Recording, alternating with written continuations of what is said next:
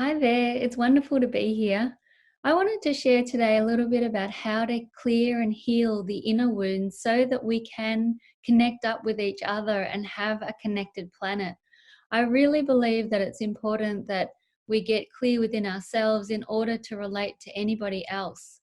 I think we can only really relate to other people when we're whole internally, and that's a lot about understanding how our bodies work, how our own survival mechanism works, and how we can move beyond what we've been pre-programmed with through our genetic history, and also how we've been programmed in our families and within the culture that we're in, and that we can overcome that in order to live connected and whole on our planet.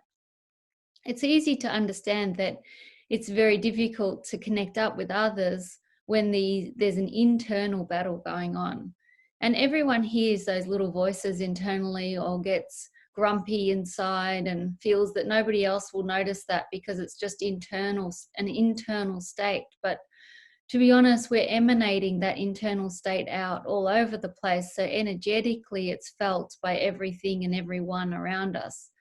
So even if we kind of feel, well, I keep it to myself, I don't actually dump it on anybody, it is still actually emanating out into the space that we're in and is influencing the world around us. But I don't want anyone to feel bad about that. I mean, that's just human. That's about having a body that has a survival mechanism in it.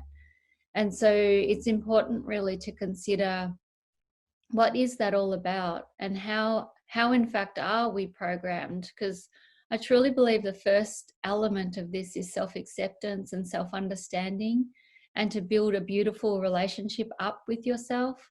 And if you can do that, then it becomes very easy to be generous with other people and to be generous in every moment of your life, because internal happiness wants to share itself with others. And when you're internally happy, then you'll want to reach out and you'll notice the pain of somebody else and you'll want to make a difference in it. I mean, that's so true for everything. When you feel blessed, you really just want to share it and you want others to have it. And so understanding ourselves and going on that deep journey inside ourselves, it's a very private journey in some ways, and yet it's a collective journey. So I wanted to share a bit about my understanding through all the work that I've done over the last 20 years with my clients in private practice as a psychologist. And people are often really confused and they feel this is just about them, that they feel depressed or anxious, that they have insecure thoughts. And it's good to understand first how that occurs. And in understanding that, you need to look at how the brain wires. So if you think about it, when a child is from zero, even in gestation, we're being programmed by our mother. And then once born, a baby and a child is in a brainwave pattern of theta. This is a very slow brainwave pattern. It's a bit similar to when you're in that half-wake, half-sleep state. It's quite hypnotic state, actually. And in that state, you can be programmed. So a child growing up in a household will begin to absorb all the messages of the household, whether that's overt messages being said out loud or just simply felt messages that are just feelings within the environment. A child will start to absorb all of that and it will go straight into their unconscious. So it won't even go through logic and reasoning. It will just pretty much be downloaded like if you were creating a new computer program, and it would just simply be downloaded into the child. And then as the child gets older, then these, and this is us as the adult, then these aspects start to just come out of us. We don't even really know where it came from. We don't even understand or remember the moment in time that happened. And that's just all programming from our environment. And in some ways it makes sense. We're very smart, really. We're really actually genius. Every one of us is a genius. How our systems and our bodies work, how our minds work, and how it gives us our 3D reality experience is pretty profound. And so when you think about that, it's easy then to learn. So if we can just download the information, we can learn the information really easily. So then we can replicate ourselves. And this makes sense for survival. you want to know how to survive, and you want to make that easy to survive. So a child will just absorb. And then there's other ways that we get programmed by our environment. And in some of the work that I do, we call that the big T traumas. And those big T traumas are major events. They're events that really stand out, like usually when the nervous system has become overwhelmed. So you might be flooded with emotion. You might be feeling very intense. And often when that happens, the brain will actually program that event into the unconscious or into the emotional center of the brain with whatever thoughts were occurring at that time. And so that could be, if that's like a near miss on a car accident, or someone's yelling and screaming around you, then that will be programmed in with whatever beliefs that happened at that time. So it could be something like, I'm powerless, or I'm unsafe. And that then becomes this program that will show up at other times in your life when you're not actually unsafe, but it just, there's been some reminder. Could have been a smell or a sound, or it could just be even like getting in the car again if it was a near miss or an actual car accident. And all those reminders key off that whole emotional center to fire up a warning message to the brain to tell you you're in danger. And then you'll get that, all that emotional chemistry hit, you'll get the adrenaline hit, and it will feel very much like you're in danger. And that's all just programming, and it makes sense for survival. That's programming for survival, so that you'll learn and look after yourself. But often what I've noticed, it's become counterintuitive, and it actually no longer functions in the way that it's meant to and designed for. And it actually becomes quite a hindrance. And for example, if you're programmed with don't talk to strangers, it's an unsafe world out there, something bad will happen, then you're not likely to feel free to go up to a total stranger and say, hello, how are you? Like, it's really nice to meet you. You're not likely to do that if you've got all this programming around fear. So the first part of this work is really releasing the stories of fear, the fear that is not really relevant to our day-to-day life. You know, obviously, if you're in a dangerous situation, you want that mechanism in place. You want it to function, but not when you're not in danger. And so we need to learn to trust ourselves and to trust our ability to perceive our environment so we can keep ourselves safe and not rely on these old programs.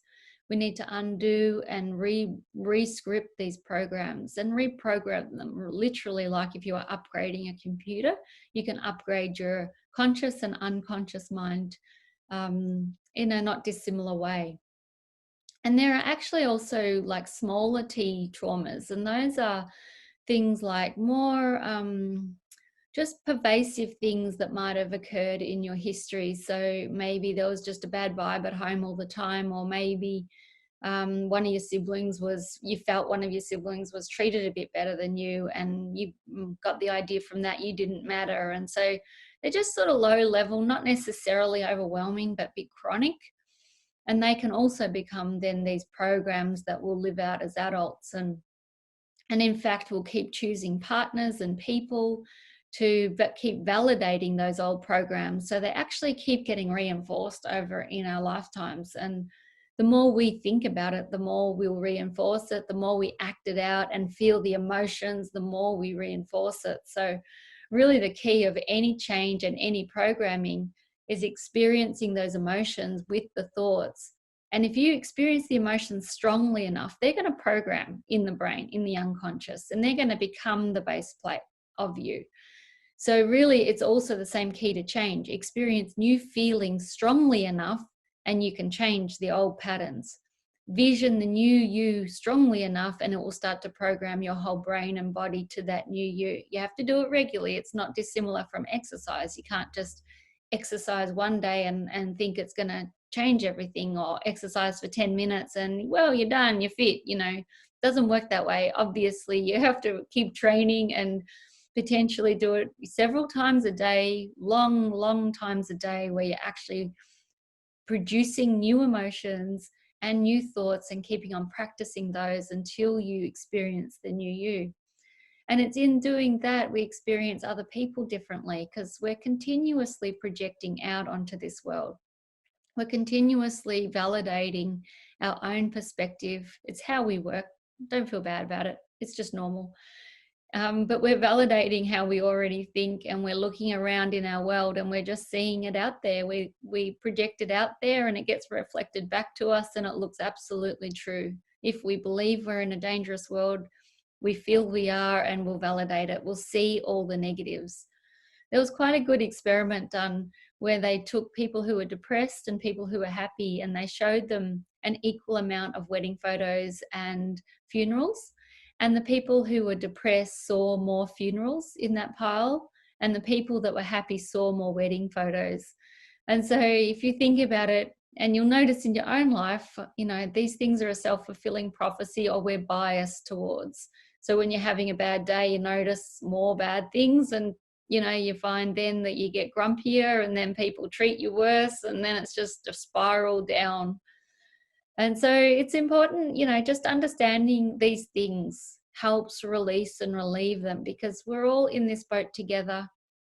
It's one planet, one people, all learning what it is to be human, and that we can create beauty on this planet. I mean, this planet is already amazing. She is so beautiful. And it just is up to us to see that beauty and to experience that beauty and bring out the beauty within each other.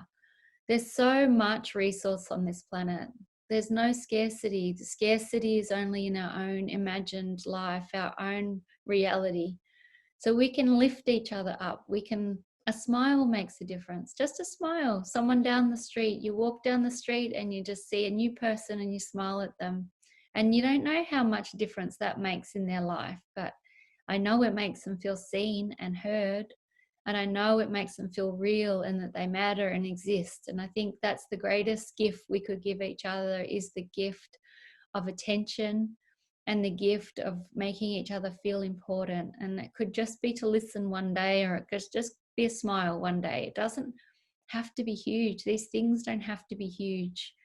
You know, and when you start that relationship, working on that relationship, firstly with yourself, then those shifts don't have to be huge. They could just be a little bit of understanding and acceptance that, you know, maybe it's been a tough week, but that's okay. Like, it's okay. We're changing and we're growing. And just to keep true to the vision and connect with your heart. It's within the heart that is the true wisdom, and it will never lead you astray. It's just about a matter of getting in touch with it. And I know from my own experience of having a body and living, and also helping so many other people, is it's just those programs can sometimes deter from the heart, and it's very hard to listen to what's inside the being and inside your true essence. But it's your heart will never lead you astray. It knows exactly what's good for you. It knows what your passion and your purpose is in this life. It will always do you service to just listen to the heart and clear the mind and clear the emotional habits, so that you can feel love and kindness and care. Even starting with the practice of appreciation is amazing. I mean, can't overstate the importance of just putting your attention on the things you value, because it's the things you value. If you can put your attention on them, you'll make more things that you value. Your brain is naturally wired to go towards things that are familiar. So if you make appreciation familiar, then you'll see more beautiful things, and you'll notice more beautiful people, and you'll have more wonderful experiences. And this will truly be a planet that's connected, because there's always so much to talk about in these things, and I feel like I could go on and on with this. But I think the main messages I wanted to share was that we can live one on this planet, and we can heal any conflict and pain within. We're in this together, and we can really get past a lot of the pain that we're in order to live a joyful, generous life. And one of the sayings from Grandmother Parashar I love the most is, there is no way to happiness. Happiness is the way. And this beingness, this one connected planet, this kindness and caring for each other, with the acceptance of what it is to be human, and managing all of that without judgment, I believe we can achieve. And I think this movement and this Third World Parliament is a big part of that. And coming together in a time of meditation coming up in December is a huge part of this collective movement.